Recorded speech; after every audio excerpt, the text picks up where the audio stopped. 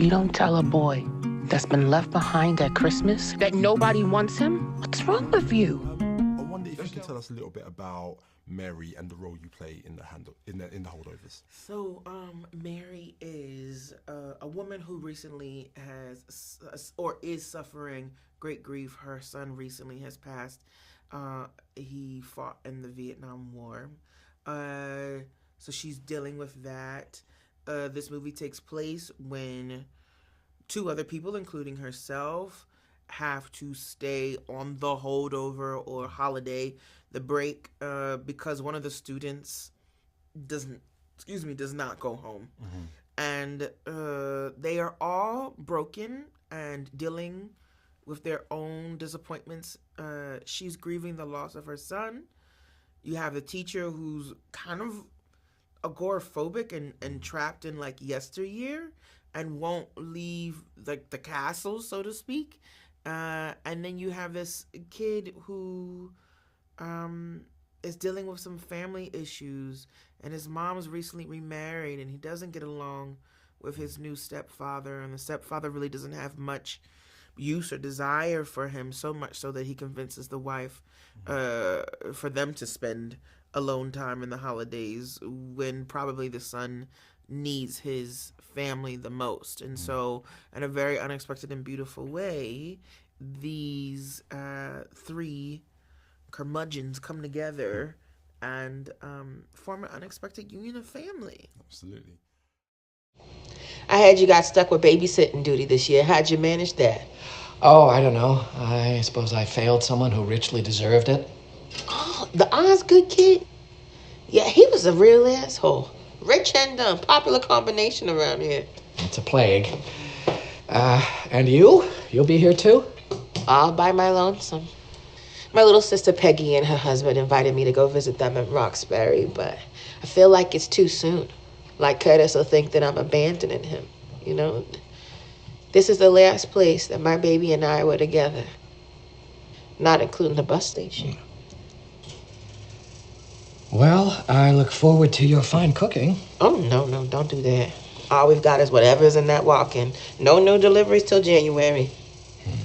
And I was going to say about Mary's character, I really love the character of Mary, mainly because I feel like she is the emotional glue that kind of brings Paul and Angus together.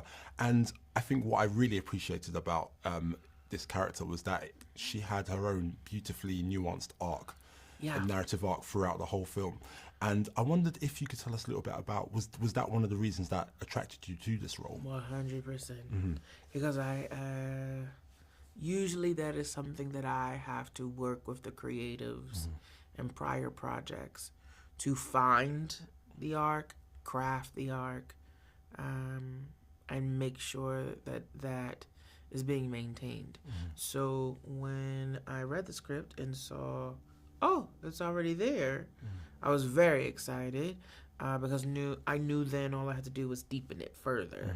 But that was huge to me because I'm not as often in that situation where this female role is multidimensional, non-stereotypical, like you said, have a full emotional arc, start to finish, and not there just of the help or of the lead or whomever, but that she very much so has her own story, wants, and needs. Absolutely. I was engaged to Curtis's father, but he died before I gave birth. Harold. He worked in the shipyard, and one day they was carrying this big cargo pallet, and the cable snapped. Hit him right across the head. They were good men, both of them. And neither of them made it to 25. My baby wasn't even 20.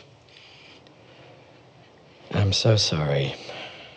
I took this job when Curtis was small because I wanted to ensure that he was going to have a good education. You know, he flourished here. Yes. No, he was a great kid. I had him one semester. Very insightful. He hated you. He said you were a real asshole. Well, like I said, sharp kid, insightful.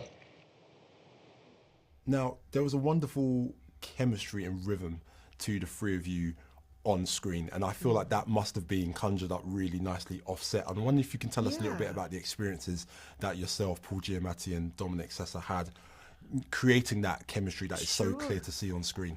I believe the reason why our chemistry was so well put together and perceived was because, number one, we had 2 to 3 weeks in which we had prep.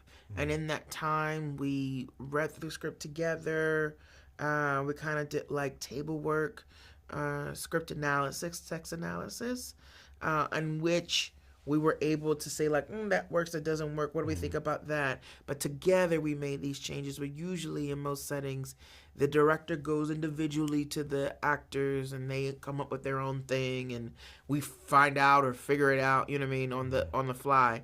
And then also I think it's just, we lucked out that it was, for me at least, I worked with kind, good, intelligent people who also respected me and created space for me.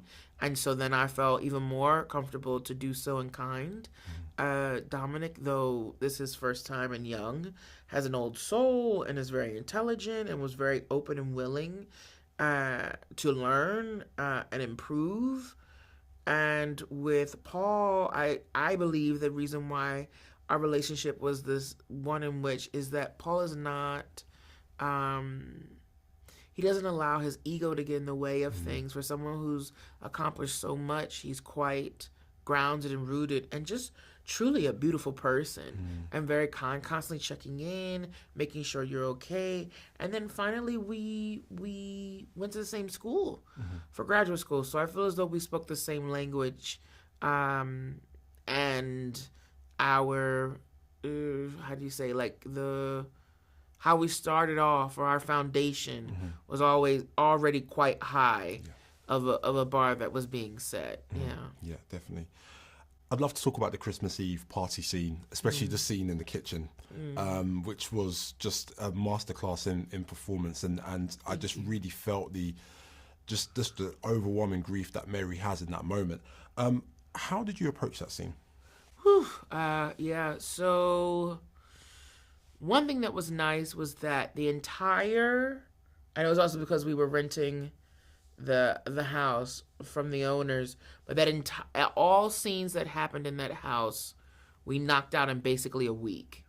And so I say that to say it was happening in chronological order. A lot of times things can be, shot all over the place. And I didn't really try to have any pretense of what I thought it should be. Once we finally did get in the space, I knew that, ironically, she was in the kitchen. So in a weird way, that's her comfort. I saw that in the space, it was kind of like a hexagon, and that where the sink was, it was like a little nook. And instinctually, I felt more comfortable there. And I knew that when the scene started, I didn't want to look at anyone or anyone to see me. And we just did it maybe 2 or 3 times because when you do something like that, it really drains a lot out of you and requires a lot of you. And I'm just so grateful. I'm so grateful that everyone involved, the actors, the camera people, Alex, was so supportive of me in that moment. And so it allowed me to feel safe to give what was needed in that moment. And I did the first take, and everyone was kind of like, I could feel it. They were kind of freaked out. And Alex was like, okay, so we did that one. Let's not do that again. In a good way, meaning like, we've got it in the can, you don't have to go there. Let's try it another way. And that was, and maybe we did 3 takes, but I believe it was 2. And the biggest thing I remember was just the support that I felt. But I felt that about Alex and guiding us throughout the whole thing. He was very cognizant and supportive of us. Earned yourself a detention, sir. Being here with you is already one big detention. Son of a bitch, that's another detention. Do you think I'd want to be babysitting you? No, I was praying your mother would pick up the phone or your father would arrive in a helicopter or a flying saucer. My father's dead. You don't tell a boy that's been left behind at Christmas that nobody wants him? What's wrong with you? There's nobody here, okay? You stay out of my way, and I'll stay out of yours. Let me sleep in the Now, most of the kids dislike you, pretty much hate you. Teachers too. You know that, right? I find the world a bitter and complicated place, and it seems to feel the same way about me. I think you and I have this in common. I don't think I've ever had a real family Christmas like this before. Thank you, Mary. You're welcome. History is not simply the study of the past, it is an explanation of the present. See, when you say it that way and throw in some pornography, it's a lot easier to understand.